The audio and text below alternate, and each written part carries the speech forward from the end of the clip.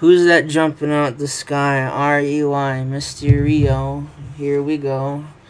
And welcome back to Friday Night SmackDown. The post-Armageddon SmackDown. And we begin off with, and this is a meta thing, we're introducing the ultimate WWE fan experience. Yay! What is the ultimate fan experience? Well, let me tell you. So I've had this idea. I had kind of booked this concept. But and it's a very small kind of contest how it works. Basically, you guys all, if you want to be in this contest, comment down below in the video. Basically, I'm counting up all the comments up to the Royal Rumble episode. So the go home for Royal Rumble is the last time you can comment. Only one comment mark. So like if you comment once, you don't have to comment anything specific. Just as long as comment something.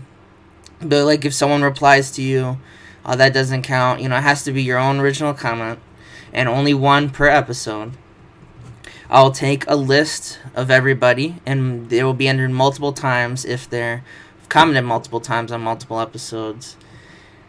And I'm gonna randomly roll them, and that person will be featured on the episode of Raw the following day. Just as a fun little thing, I thought, WWE kind of does that with, the kids. So I thought that'd be funny to do. And it will have a story element. I will say that. I've also considered, possibly having some kind of like booking idea for that pay-per-view. The following one, which would be Elimination Chamber or WrestleMania. I decided maybe on the WrestleMania pre-show, I could let them decide a match for people who aren't in one already. So yeah, I'll explain it more as time goes. This is just kind of a thing I did, and I just want to get this episode done. So all you need to know is comment below, and you'll be a chance to be in the save. You'll be featured on the save, as well as you will be you'll get a prize. And I think I'll go through with the prize. So you might, depending on which pay-per-view I decide for, I have WrestleMania booked, but the pre-show could always use some stuff. I'll give you a list of people who could have a match. You could decide who goes over and whatnot, and we'll get to that when we get to that. So basically, they're talking about this. Shawn Michaels, he's like Triple H's errand boy, so we're still bringing a story into it.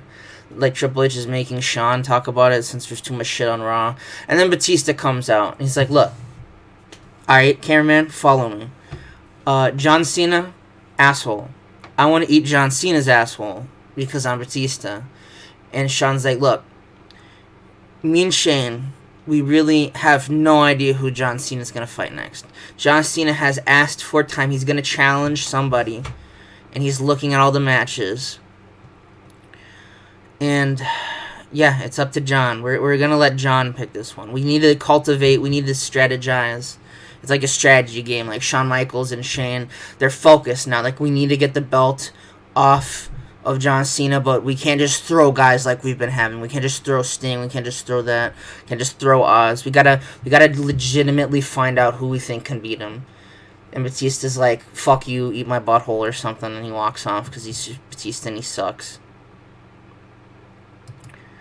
And we start off with an interesting match in which Frankie Kazarian beats Colt Cabana. He beats the IC champion with a wave of the future. And, he pinned the IC champion. That must mean he's gonna have a shot at the IC champion. More on this as it goes on. Shit like that, cringe. Next up, we have an interesting upset. Goldust hits the power slam on Alberto Del Rio to pick up the win. From Alberto Del Rio. Goldust, shocking upset. Goldust has kind of been on a little run so far these couple weeks. So, maybe the IC title shot, that seems a fix for Goldust. Maybe he did hold the belt. Maybe he'll get that title shot back. Who knows? And up next we see Shawn Michaels and Shane McMahon. They're looking over the matches. They're shaking their heads. And they're talking about, who's John Cena going to pick? Who are they going to pick? When the Saviors of Perfection, Curtis Axel and Damian Sandow walk in, and they're like, my good friends, Jonathan Michaels and Shanathan McMahon. And Shane McMahon's like, who the fuck are these guys? And Shawn's like, I honestly have no idea. I completely forgot that we hired these guys, and Chris is like, shut the fuck up, Shawn. We're just gonna keep it short. You know, my friend here likes to talk in big words because he's Damien. That's how he is. We want a shot at perfect fortune. And Shawn literally, like, he laughs. Like, he literally is like, bruh, look at this dude. And he's like, you know what? Honestly, you can win a couple matches. They got the thing with the Shield, but you know what? I'll talk to Triple H after I call him an asshole, and I'll see what we can do. I'll see maybe we'll get something going down for you guys. And he's just laughing the whole time. And Damien and Curtis are pissed off because they believe they deserve a shot at those tag titles. Next, you have Samoa Joe sitting there, and he goes, you know what, Sheamus, I'll give you some credit. You earned my respect. We beat the holy hell out of each other at Armageddon on Sunday. And damn, did you just beat the living shit out of me. But I beat the living shit out of you. This is not done. And unlike Batista and Rey Mysterio, people probably liked our match. So they want to see this happen again. I want to see this happen again. So Sheamus, pick a time, pick a place. I know you're busy this week. Pick a time, pick a place, bitch. And let's beat the lumps into each other again for the crowd's amusement. Only difference is this time, I'm going to lock in that coquina clutch and knock your ass to sleep. And that's pretty much the promo. Samoa Joe challenging Sheamus to a rematch anytime, any place. And we have an 84B in which we have Rey Mysterio teaming with the Hart Dynasty against Batista, Jack Swagger, and Sheamus. The kind of, I forget what the word, what is the fucking word? I can't, fuck it. We have all these guys coming out. We have Rey and the Hart Dynasty. They try their best, but they're just not able to pick up the win from Batista, Jack Swagger, and Sheamus. Jack Swagger picking up a much-needed win in Momentum, defeating David Hart Smith with a red, white, and blue Thunderbomb. Everybody performing pretty good. Tyson Kidd with a great performance as the meme. Maybe someday he will kill John Cena. Only real disappointing performance. Batista slowly getting up there. He was worrying me, but with an 82, hopefully he can improve somewhat. Sheamus 94. Rey Mysterio 96. Get the fuck out of here, midget nerd. And we have AJ Lee basically just cutting a generic promo on Astrid, talking about how she is going to, at the Royal Rumble in 5 weeks' time. Well, not 5 weeks. It's going to be the last Sunday of January. She's going to defeat her and take back her Divas title. And that Astrid and the Coven suck ass. So, yeah, pretty much basic promo there. And in a good match to cap off Raw, we have Zack Ryder picking up the win over Mark Henry, 19-11 with a rough Ryder. Should have been 19-17. Good movie. But after the match, Mark Henry, obviously upset. He does what he always does, and he beats poor Zack Ryder up. Ryder puts up a decent fight, but 19 minutes with Mark Henry is pretty long. Mark Henry says, you don't got what it takes to beat John Cena. Emphasizing he's like, everyone's trying to impress John Cena, so he's, fuck you, you can't beat John Cena. I can beat John Cena. Mark Henry can't beat John Cena. Let's just be fair. The guy, I love Mark Henry, but 83, come on. Zack Ryder carried his fat ass to a fucking great match. So that's always good. And next we have John Cena's entrance. John Cena comes out. He has a microphone in his hand. He hasn't spoken like a word since, I forget what the last time he spoke was. It might have been during, I want to say it was the Ziggler Extreme Rules feud. But I might have had him say something else. But that was the whole goal, is to he's not said a word. He is focused. He's an asshole. He murdered Ryback. So yeah, he comes out and he gets on the mic and he kind of teases it, like not like, oh, I'm a heel, I'm a bad guy. He just kind of just doesn't really know what to say. He's just kind of mulling it over, and then some music hits. Someone's interrupted John Cena. Michael Cole goes, "Oh Jesus Christ!" Because why would you interrupt John Cena? Why would you do that?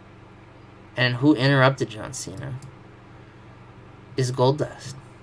And Goldust comes out, and he just looks John Cena up and down, and he's like, you know what, I get it. I get it. You look at this picture, and you kind of laugh. But you know what?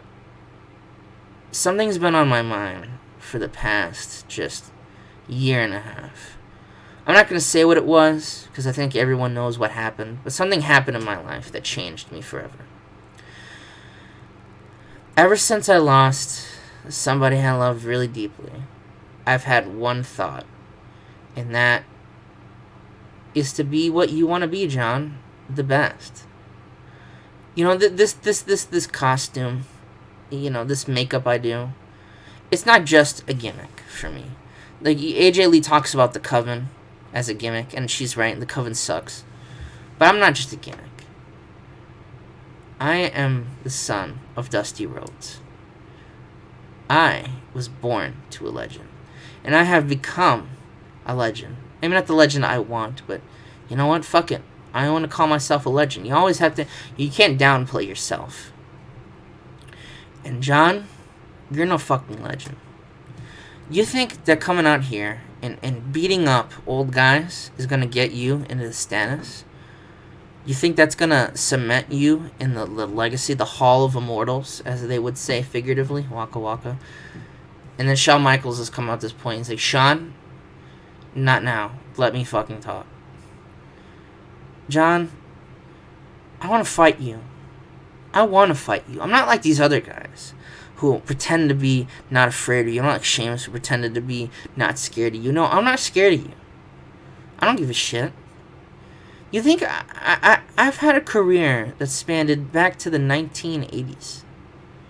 I meant 90s, fuck. Actually, I don't know when his career started. I'm a fucking idiot.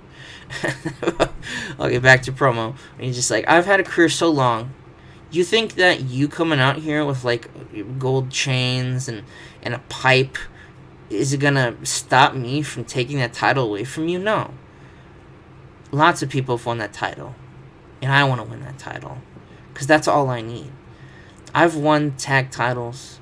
I've won small titles. But I need the big title. So you know what, John? I'm taking your dream away from you. Because we have the same dream. We have the same aspiration.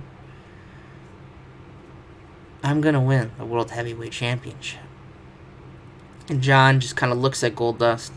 And he probably did have, like...